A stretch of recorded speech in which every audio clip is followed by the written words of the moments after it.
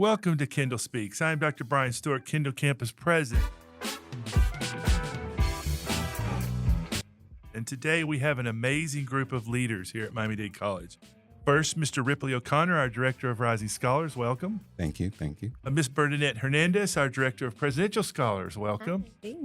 And our Kendall own, Miss Aurora Alonso, our Director of our Honors College here. Welcome to our podcast. Thank you.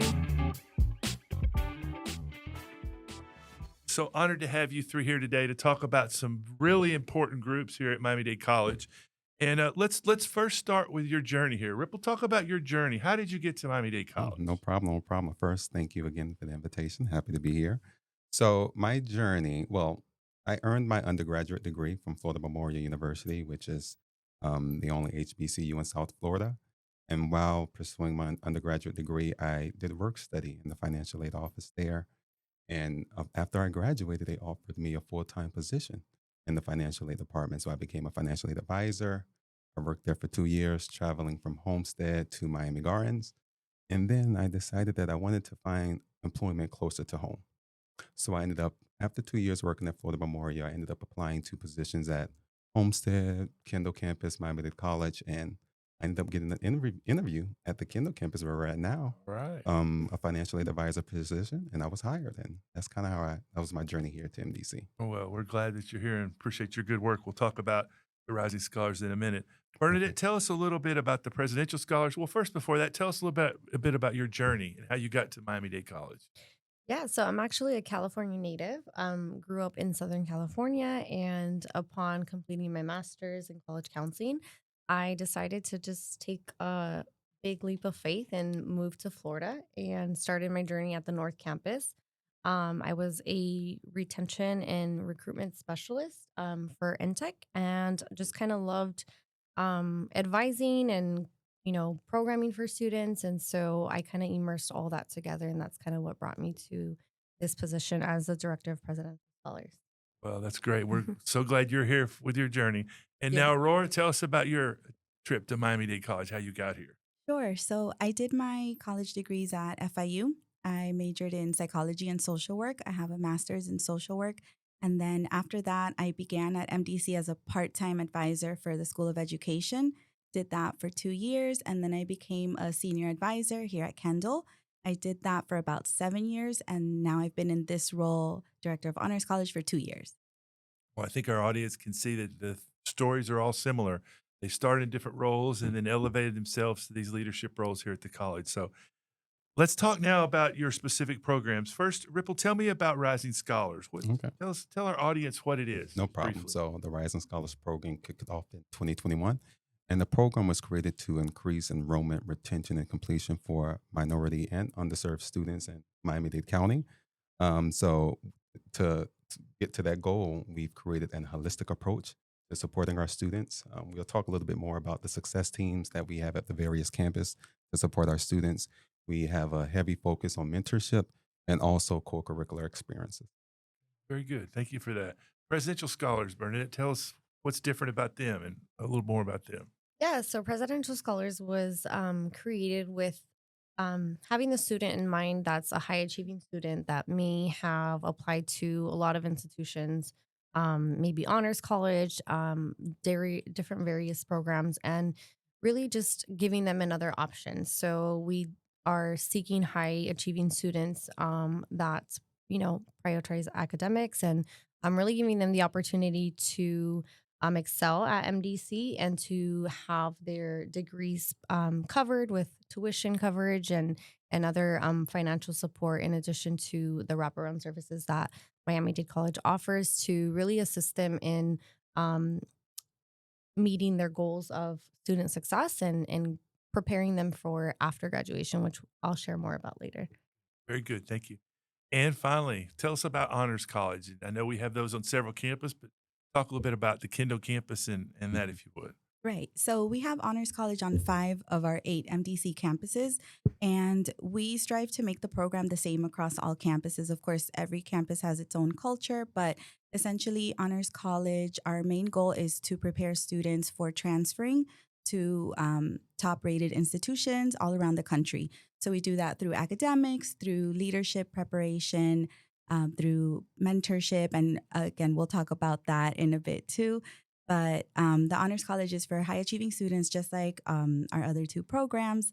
And we just offer a lot of different things to help prepare them for leadership opportunities and for transfer. Okay, very good. Well, let's delve into the Rising Scholars now. Talk a little bit about what makes the Rising Scholars unique and how you select students for that program. No problem. So first, the Rising Scholar Program does cover the cost of tuition and fees. It provides a book stipend and also a laptop computer to its members for technical support. And I think what makes the Rising Scholars Program very unique is the mentorship that we provide to our students. So not only myself as the director of the program provides mentorship, but also the success team members that serve in various roles at each of the campuses serves as mentors to our students. And then we have a heavy focus on our co-curricular experiences. So over the past 4 years, we've been to several states. We've explored pretty much the educational centers there, visited museums and monuments in DC and New York. Those are just a few, to name a few. And also we attend various student leadership conferences across the nation as well. That helps with their developmental skills. So to be selected, like every other program, we do have a selection committee. But the most important thing is the student needs to apply, needs to complete the requirements. They have to complete FAFSA. They have to submit one letter of recommendation, need to complete residency. And then the most important thing is to get all that in as soon as possible.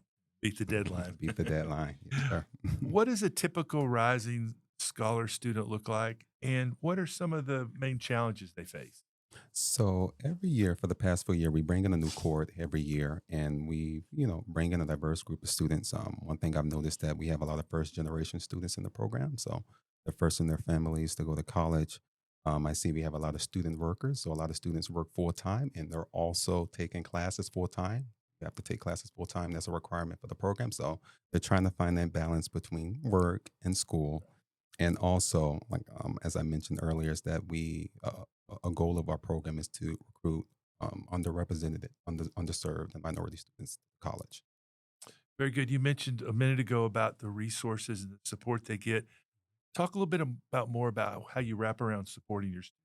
Right, right. So I think that leads back into the success team, right? So the success team comprises representatives from financial aid to assist them with the financial aid FAFSA application every year. It includes representatives from academic advisement, so they have a contact person in advisement to assist them to register for classes, to mentor them and help them get a dealable course load. And includes somebody from Single Stop, a representative that can help them with any personal challenges that they may face.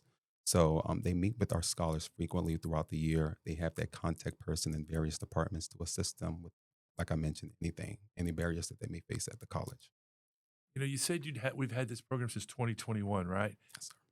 Is there anything, when we did it in 2021 that you said, hey, this was something we added or helped to Mhm. support students that maybe we didn't have when we first started? Um, Comes I, to mind anything? I would say mentorship, peer mentorship. Peer That's what. mentorship. So Okay. right. So the first year, It was just, we had one group, right? yeah. But over the years, we brought new members. So typically, right now, if a student has been at the college for 2 years, they'll serve as a mentor to a new student that's coming. It's going to be their first semester at college. So the peer mentorship program that we have, where our students mentor the next incoming class, I think has been very helpful, and I'm glad that we have that in place now. Yeah, that's excellent that you kind of revised what you did.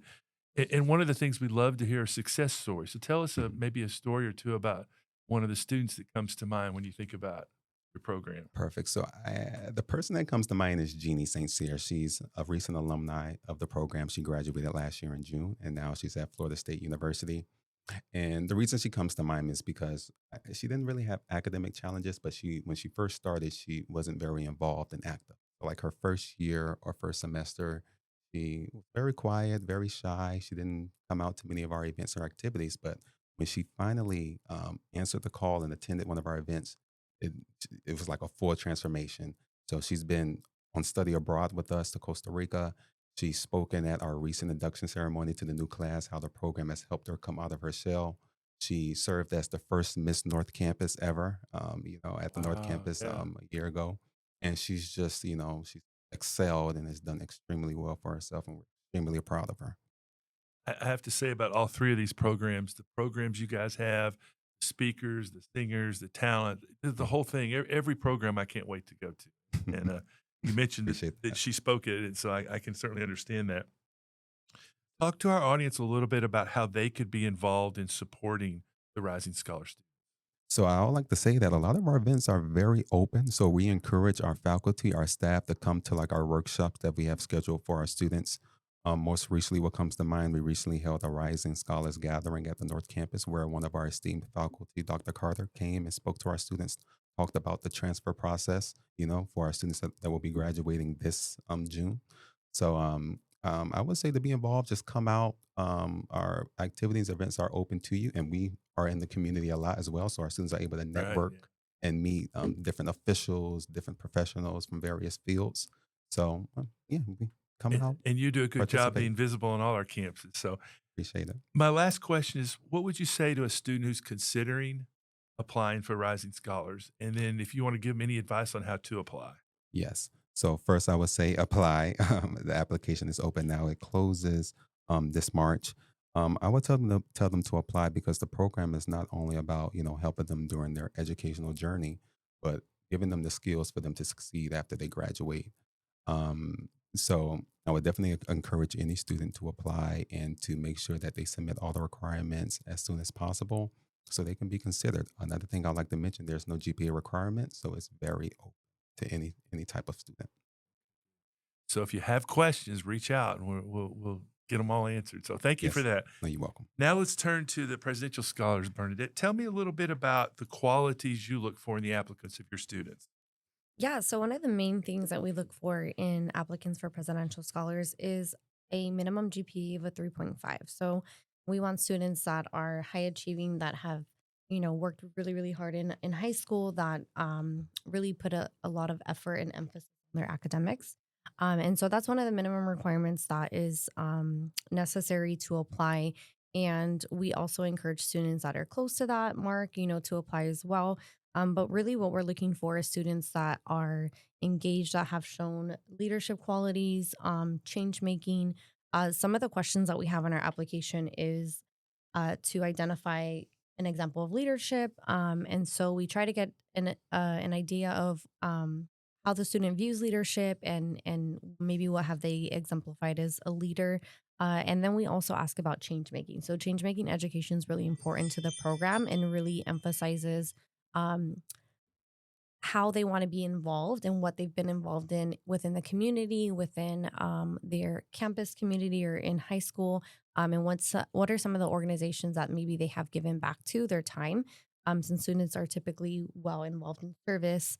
And then we also ask for what are their interests, what are their hobbies, what type of student are they, and that just gives us a great overview of this student as a whole, and potentially how they may be successful in the program.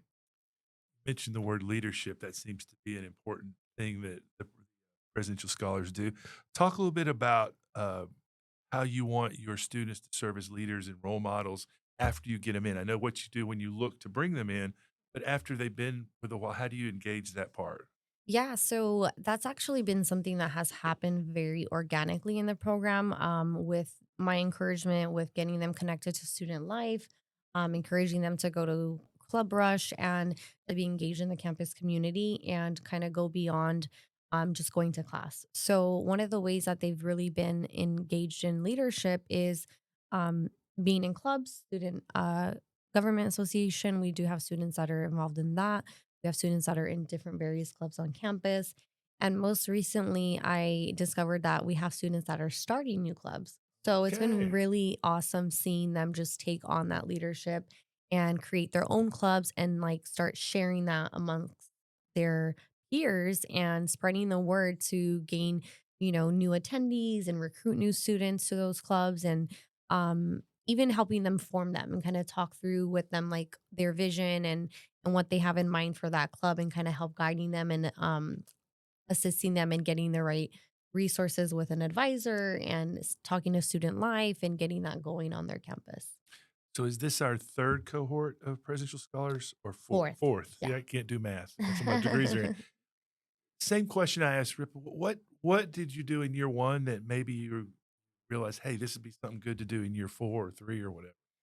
Yeah, so one of the things that's been great about this program being fairly new and evolving is seeing the potential for growth. And so in year one, it was kind of like that trial time, getting students involved, getting them used to attending events and getting them Yeah. used to what the program is about. And now that the program is established, really getting them involved in different areas that are going to help their not only personal but professional developmental growth.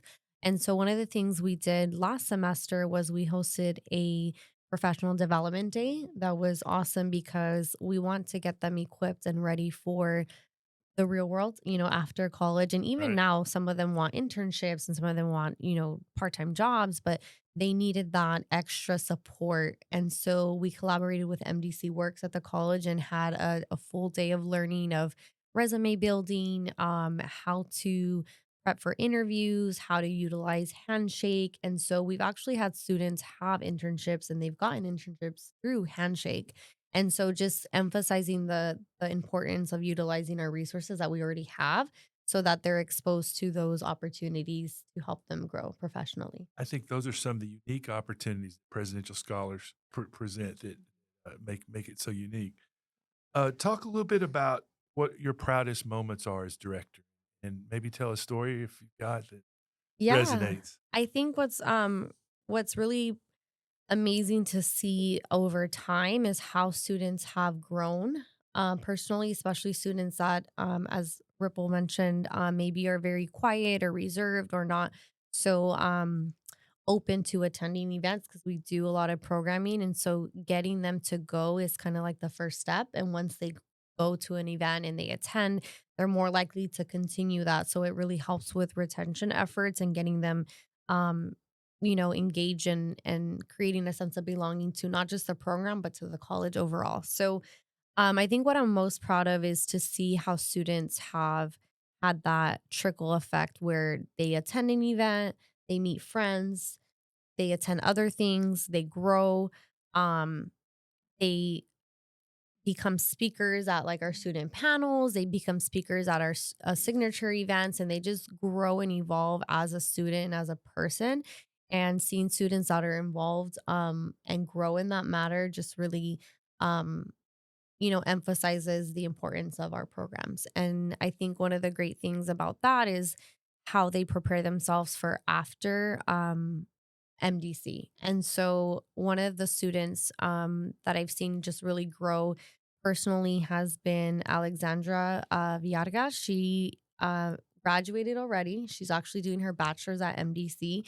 So that's another great thing is that our programs share, the opportunity beyond just presidential, beyond their AA. They can do their bachelor's here if it's a good fit for them. And so this student has been involved in so many things, not just within the program, but she's also been connected to uh, a local dentist where she got to do service hours, like volunteering. She wants to be a dentist one day. So getting her connected to the right opportunities outside of MDC also has been part of her journey and being able to grow in her professional development and continue her studies at MDC in her bachelor's of biology, where she wants to become a dentist someday. So we've really seen how important it is to get students connected and uh, not just connected to the program, but outside opportunities and at the college where they feel comfortable to continue their journey with us. Imagine with both these programs, it's going to be fun to have reunions down the road and follow Yes. where these students are. And I know we'll talk about the honors college students. It's been around a little longer program in a minute, but I just hear you tell that story, and I'm thinking, wow, I want to see these kids in 5 years. Kids, these students. Yeah. No, we're excited to hopefully do a reunion someday. Yeah. Talk a little bit about the future. What kind of events and initiatives do you have in the coming year? Yeah, so we do have coming up our summer educational and cultural immersion trip that we do annually. Every year it's been a different location, so we're looking forward to picking a new location this year and seeing like where we're gonna take students to. In the past, we've gone to Boston, we've gone to New York, DC. So just expanding them outside of Florida. It gets them exposed to colleges outside of the state and gets them open to what life could look like, attending an out of state university. Or maybe it's a private institution or an Ivy League school. So, expanding those opportunities for students to think beyond just what's available to them close to home. So, I think that's really important because we've had students go out of state. We've had students go to Boston University, North Carolina Chapel Hill on a scholarship. We've had students go out of state, and so just creating those opportunities where students can go beyond what they think they're capable of, and providing that open door for them. So I think that's definitely a focus That's for good. me. I know being a California girl, you probably have California covered. But if you need someone from Texas, I've got you. You know what? Texas actually was on our list. Texas and Chicago, and I think Pennsylvania we're thinking of. So yeah, Texas is actually Born and raised, I can help I there if you need the love help. it. Thank you. Can a presidential scholar also be an honors student? How does that work? Yeah, that's a great question. So we've had students that have been accepted to both programs once they get offered a scholarship. And so they actually, unfortunately, cannot be part of both. So they have to select either honors college or presidential scholars. And that's just because each program has different requirements. And another important aspect to that is they can enter presidential scholars with dual enrollment credits. And I know that may not be the case for honors college. So presidential scholars sometimes can come in with 30 dual enrollment credits and finish their AA within a year. So that's also an option, and one of the differences. Okay, very good. And my last question, can you describe how the program helps your students after graduation? You mentioned a lot of the things you did as they approach it, but talk a little bit about after graduation. Yeah, so transfer is a huge part of the second year that they're in the program. And so we put an emphasis on how to prepare for transfer. And we also get them to be open to applying for scholarships. So Jack Kent Cook Scholarship is a huge one. Other scholarships that are going to help them transfer, we connect them to those opportunities. And then we also have had a Florida college tour. So we've gone to Florida colleges, University of Central Florida, UF, FSU. So we've opened that door for them to have that experience of thinking beyond home as well and going to other institutions that are maybe out of reach for them, but giving them that option to think of, where can they go beyond the local colleges.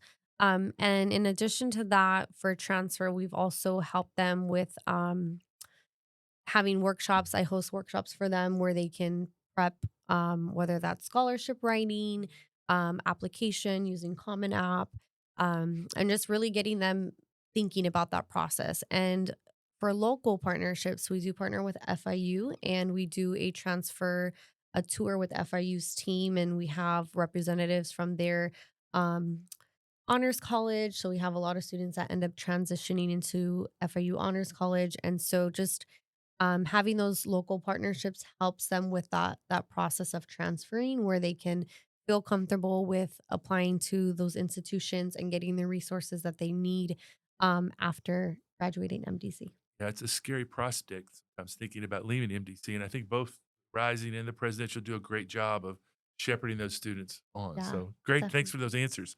True. All right, Aurora, let's move on to the honors students. And I have to give a little sidebar here. I've been here 7 years, and I'll never forget my first honors college event. It was at what's the theater in downtown Miami that we Adrian used to Arts. own? No, Oh, we used to The own Olympia. Olympia. Yes. I won't tell that story, but President Jacobs at Homestead gave me a hard time, but that's a Texas story. But I was so jealous of the honor students because I was at the medical campus, and we don't have honor students. We have rising scholar students yeah. there, but one of my most exciting things when I came to Kendall was now I have an honors program.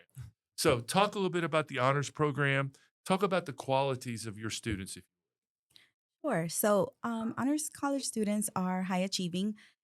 They've also done very well in high school. They're driven to become leaders. They, and leadership is found in a lot of different ways, is what we teach our students. So, it may not be that they've been presidents of the clubs, but they show leadership in other ways in their classrooms, in clubs and organizations in the community. They're high achieving academically. They have big goals to transfer. So what we look for is students who are willing to be open to transferring outside of Miami.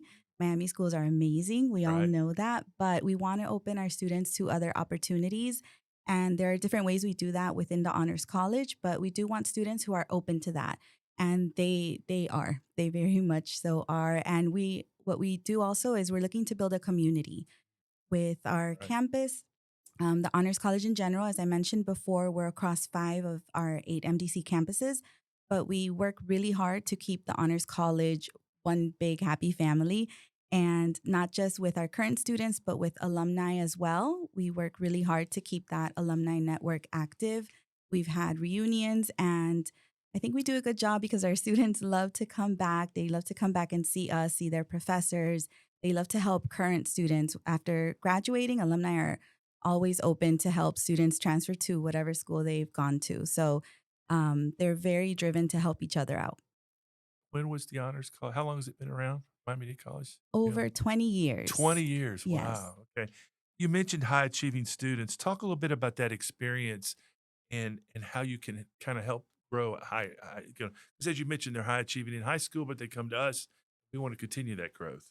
Correct. So we operate on a cohort model. So students take classes together for the most part. They take their honors courses with just honors college students. So that's how we differ a little bit from presidential and rising scholars. We operate on a cohort model. So as Bernadette mentioned, some students may choose presidential if they have a lot of dual enrollment credits, transfer credits coming in. That doesn't work for honors college because we do keep that cohort for 2 years. Our students have to be in our program for the 2 years of their AA degree. And over half of the credits they take, so at least 36 of their AA credits are honors credits. Those are honors classes, which are smaller in class size. They are taught by honors certified faculty. So the courses are more rigorous than other courses. Um, and so, they delve into topics a little more in depth than other classes do.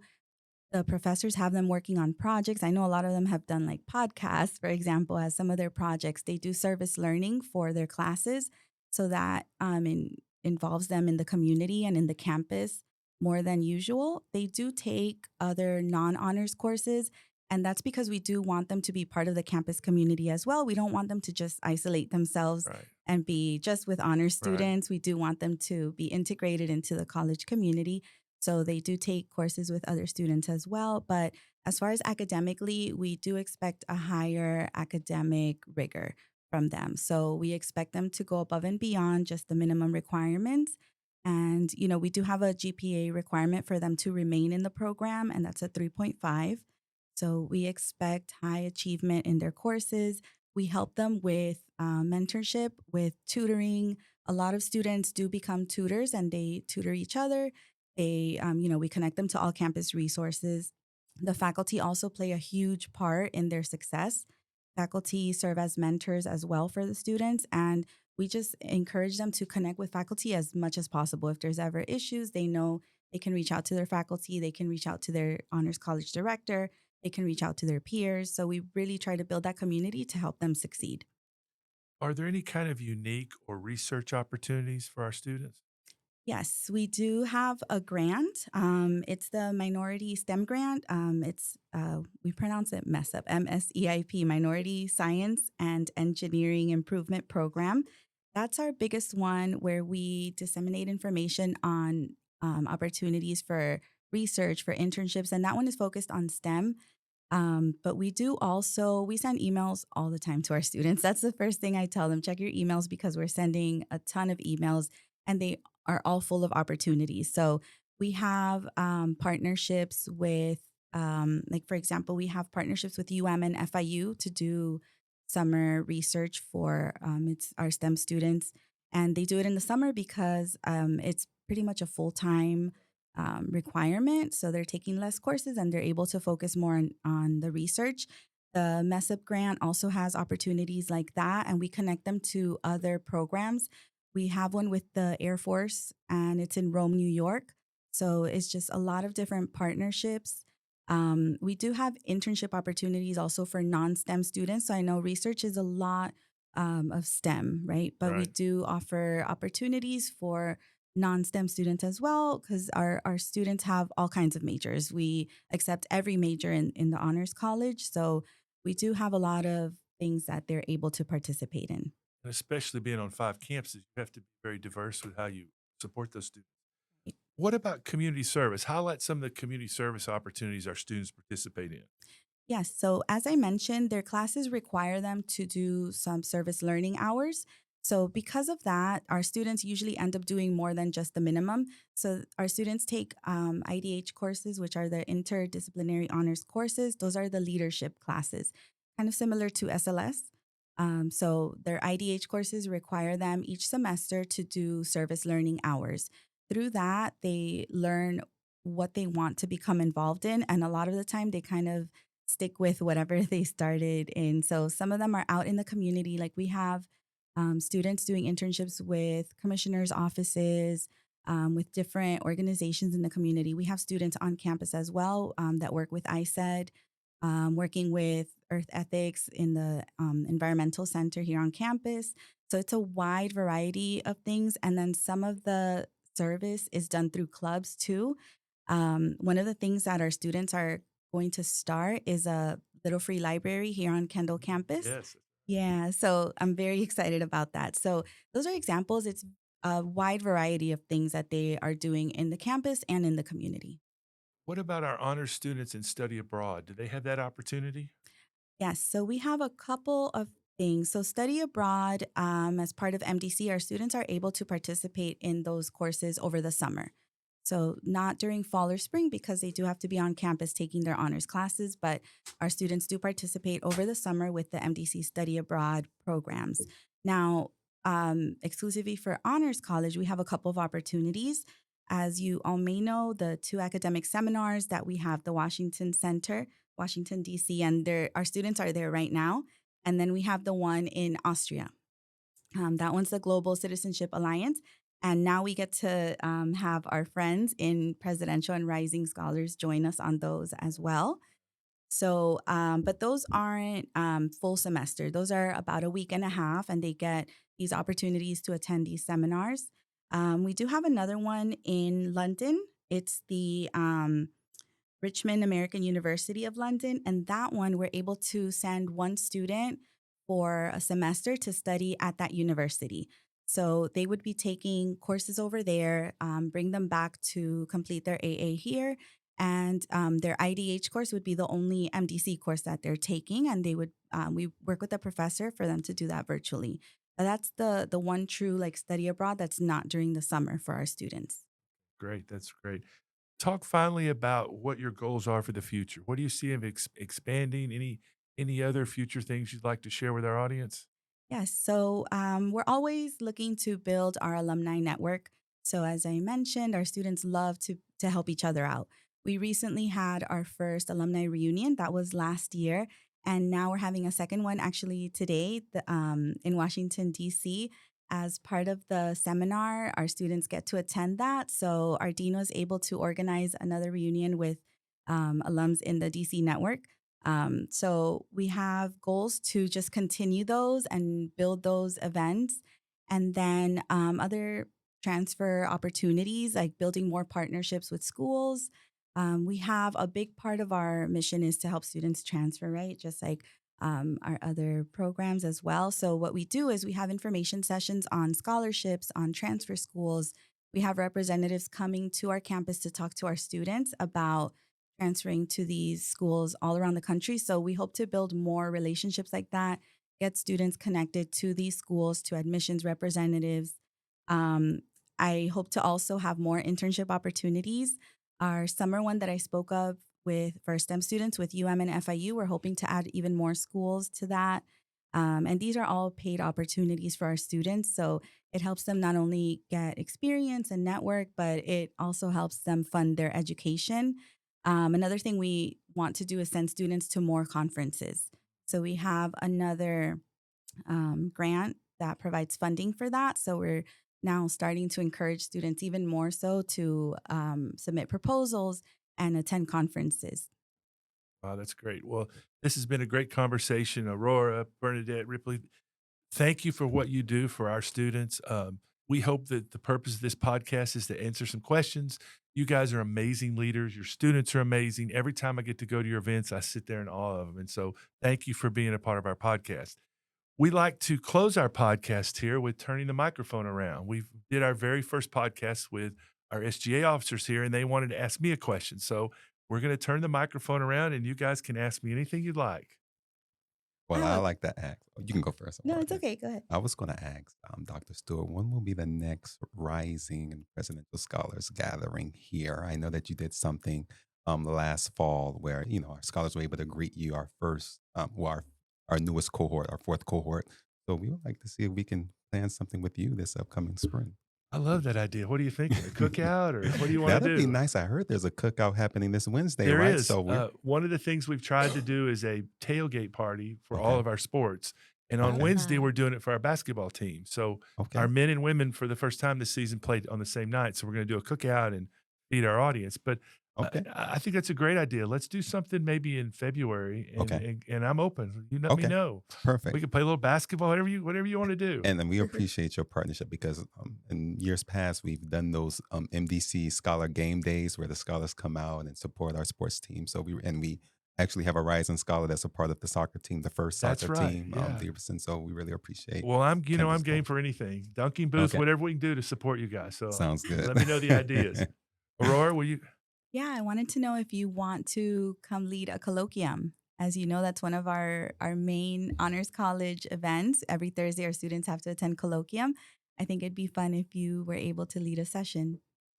Tell me about what that would be. What would you want out of Any me? topic that you'd like. Okay. So we can talk, but Okay, I I'd think love to you'd do be that. a great a surprise host. We won't Okay. tell them when it's happening, but we can talk. You got it. I'm in. Happy to do it. That's so awesome. So my question, Dr. Stewart, is we for presidential scholars, we want to expand connecting students with faculty. So what would you suggest how we can do that? I know in the fall we kind of initiated an academic symposium just to kind of pilot, see how it goes, connect faculty with the program to host a seminar for them. And so I want to continue that development for students to connect with more faculty. And I just wanted to get your feedback. What's a way that we can expand on that initiative? I think that's a great question. Yeah, I think one of the things that maybe our faculty and our community have trouble with is distinguishing between all three of these programs. So maybe we could do a luncheon, where we invite faculty to it and do a program where you speak, your students speak, and then maybe we kind of brainstorm a way to improve that partnership. I love that. That'll be awesome. Okay, Can we start that here at Kendall? let's maybe? do it. Hey, let's start it all at Kendall. Yeah. I Aurora's love going to do it that. at Kendall, but you two also. For sure. Well, I really do truly appreciate the three of you being here. This has been an Thank you. incredible conversation, and I do mean it. These are three great programs. We are blessed to work at an amazing college, and we're blessed to have great leaders, and I appreciate you being here. So thank you again for being here. I want to thank our guests. I want to thank Christina Sines, our head writer, Paul Klein, our executive producer, and Alex Bellas, our producer on site, for making us all great today. Thank you, and goodbye for now.